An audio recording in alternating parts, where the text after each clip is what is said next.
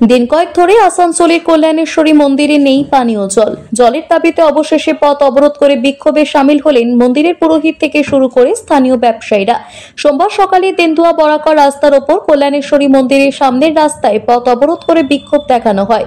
পথ অবরোধের জেরে দাঁড়িয়ে পড়ে ওই রাস্তায় যাতায়াতকারী বহু যানবাহন। খবর পেয়ে ঘটনাস্থলে পৌঁছয় কুলটি থানার চৌরাঙ্গি ফাঁড়ির পুলিশ এবং কল্যাণেশ্বরী ফাঁড়ির পুলিশ। বিক্ষোভকারীদের অভিযোগ, কয়েকদিন থেকে মন্দির একদম পানীয় জল নেই, ফলে মন্দিরের পুজো থেকে ভোগ রান্না, বাসনপত্র ধোয়া সহ ভক্তদের পানীয় জলের সমস্যা দেখা দিয়েছে। বিষয়টি বারংবার বলার পরেও সুরাহা না হওয়ায় বাধ্য হয়ে পথ অবরোধ করে বিক্ষোভে সামিল হয়েছেন। প্রায় আধ ঘন্টা অবরোধ চলার পর পুলিশের আশ্বাসে বিক্ষোভ উঠে যায়।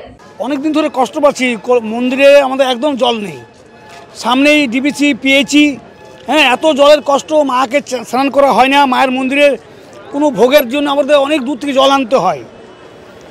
আমরা বলে বলে অফিসার দিকে হাইরান হয়ে গেলাম। কতদিন থেকে সমস্যা? মোটামুটি প্রায় কালী পুজোর পর থেকেই। কতটা অসুবিধা হচ্ছে এই কারণে?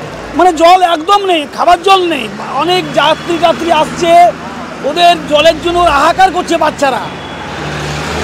এখনো কোনো এক ফোঁটা জল নেই আমাদের মন্দিরে। রাস্তা অবরোধ করা হলে কিছু আশ্বাস পাওয়া গেল? আমাদের এসেছিলেন, অফিসার এসেছিলেন, আমাদের এই কল্যাণেশ্বরী ফাঁড়ির বড়বাবু এসেছিলেন, উনি আশ্বাস দিয়েছেন যে দেখছি আপনার রাস্তা ছেড়ে দেন। আমরা 7 দিন থেকে জল পাচ্ছি না মন্দিরে। এখন আমরা রোড অবরোধ করেছিলাম, প্রশাসনের লোক এসেছিল, ওরা বললো আমরা 1 ঘন্টার মধ্যে দেখছি। এখন জল আসে না।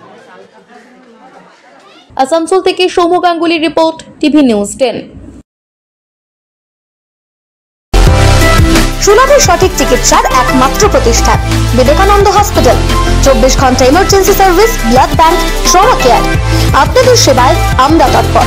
গুণমান ও পরিষেবায় দুর্গাপুর বিধাননগরের ডক্টর জাকির হোসেন এভিনিউর বিবেকানন্দ হসপিটাল শিল্পাঞ্চলের মানুষের মন জয় করেছে।